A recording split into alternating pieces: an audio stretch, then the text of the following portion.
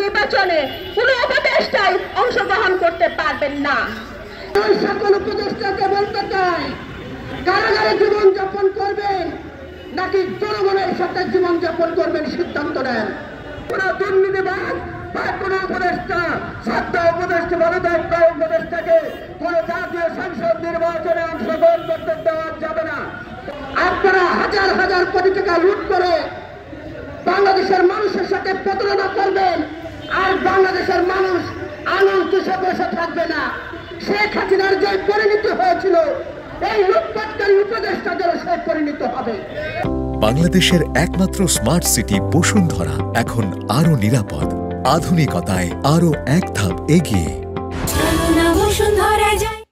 যারা বর্তমানে উপদেষ্টা হিসেবে আছেন তারা তাদের স্বচ্ছতা ধরে রাখতে পারেননি, দুর্নীতির সম্বন্ধে তারা ভেসে বেড়াচ্ছে। তাই আমরা চাচ্ছি আগামীতে যদি তারা নির্বাচনে আসেন এবং নির্বাচনে যদি আবার ওনারা জয়যুক্ত হন, তাহলে এই দেশটা অতল দুর্নীতির অতল সাগরে ডুবে যাবে।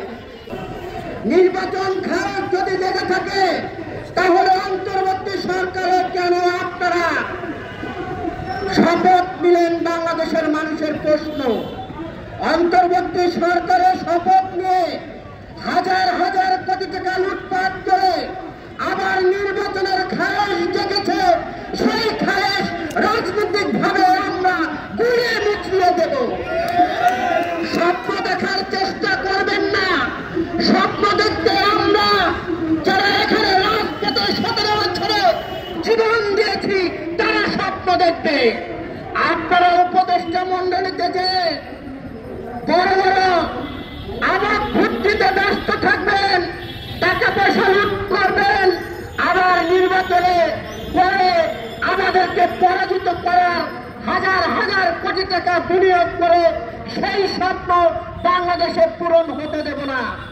অন্তর্বর্তী সরকার যদি আগামী কয়েকদিনের মধ্যে নির্বাচনের তারিখ ঘোষণা না করে, তাহলে জাতীয় নাগরিক জোট সারা বাংলাদেশের মানুষকে নিয়ে যমুনার অভিমুখে দুর্বার আন্দোলন গড়ে তুলবে।